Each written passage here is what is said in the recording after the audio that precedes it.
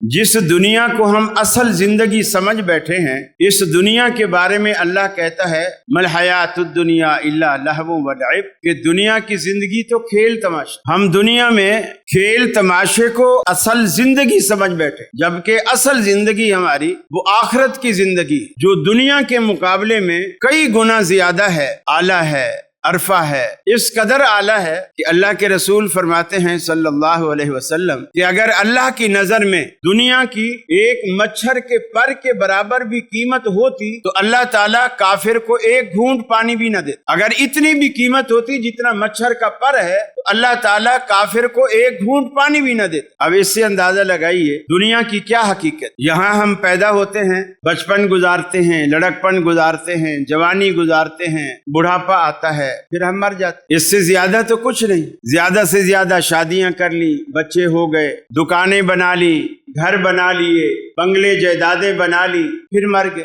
نتیجہ آخر موت۔